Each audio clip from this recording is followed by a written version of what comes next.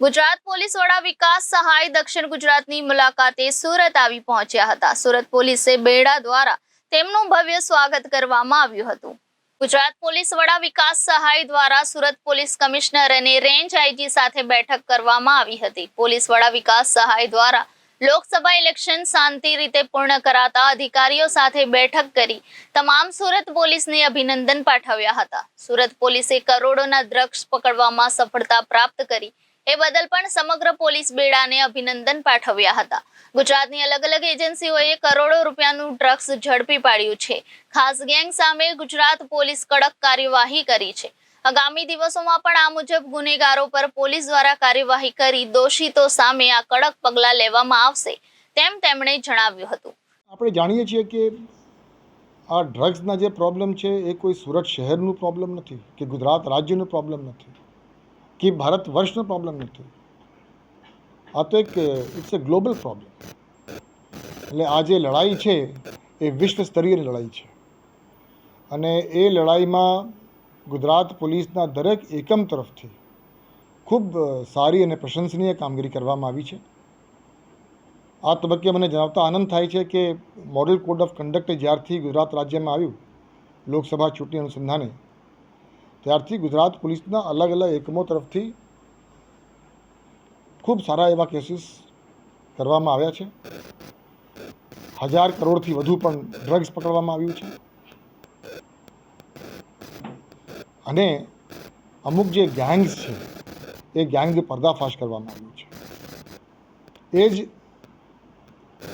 સિલસિલા એ જ પ્રક્રિયામાં સુરત શહેર પોલીસ તરફથી પણ ખૂબ પ્રશંસનીય કામગીરી થઈ છે અને છેલ્લે જે એક એમડીના 1 કરોડના જે કેસ થયા છે એમાં પોલીસ કમિશનર શ્રી સુરત શહેર સાથે મારે આ અંગે ઊંડાણમાં ચર્ચા થઈ છે અને ટોપ ટુ બોટમ એપ્રોચ સાથે આ સમગ્ર ઘટનાની તપાસ થાય એના માટે એમના તરફથી તમામ જરૂરી મહેનત કરવામાં આવી રહી છે।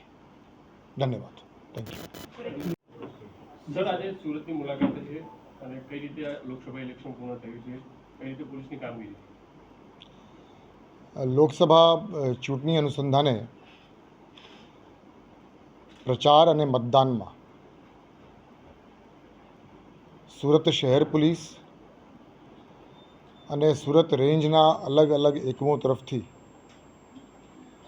જે કામગીરી કરવામાં આવી છે અને જે કામગીરીના કારણે ખૂબ શાંતિપૂર્ણ માહોલમાં મતદાનની સમગ્ર પ્રક્રિયા સંપન્ન થઈ તે બદલ સુરત શહેર પોલીસના તમામ વરિષ્ઠ અધિકારીઓ અને સુરત રેન્જના તમામ વરિષ્ઠ અધિકારીઓ સાથે આજે મારી મીટિંગ થઈ અને એ મીટિંગમાં ગુજરાત પોલીસના વડા તરીકે મને આ લોકોની કામગીરી ઉપર જે સંતોષ છે અને જે ગર્વ છે એ મેં એમની સમક્ષ વ્યક્ત કરી છે। આપણે જાણીએ છીએ કે ચૂંટણી દરમિયાન અલગ અલગ વિષયો ઉપર પોલીસની ધ્યાન કેન્દ્રિત કરવાની હોય છે અને તમામ વિષયો ખૂબ મહત્ત્વપૂર્ણ હોય છે। ઇલેક્શન કમિશન ઓફ ઇન્ડિયા તરફથી રાજ્ય પોલીસની કામગીરી બાબતમાં જે કંઈ અપેક્ષાઓ છે અને જે કંઈ વિષયો પર ધ્યાન કેન્દ્રિત કરવાની હોય છે એ તમામ બાબતમાં સમગ્ર ગુજરાત પોલીસ દરેક પોલીસ અધિકારી કર્મચારી ખૂબ સુંદર અને સારી કામગીરી કરી છે। એટલે તમામને અભિનંદન આપવા માટે ખાસ અહીંયા આવ્યો છું।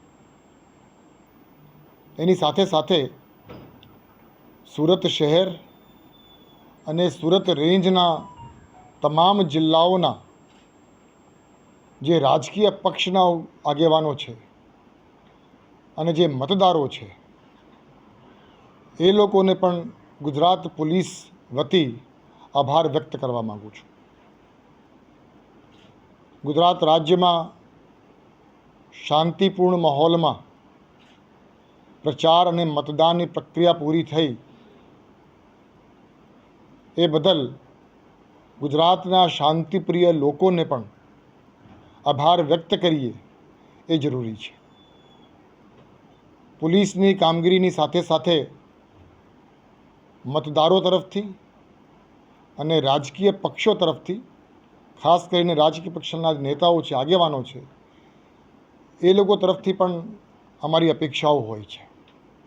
એ લોકોની સાથ અને સહયોગ આપણને મળે એવી અપેક્ષા હોય છે.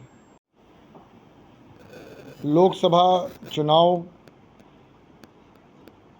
गुजरात राज्य में खूब शांतिपूर्ण माहौल में संपन्न हुआ.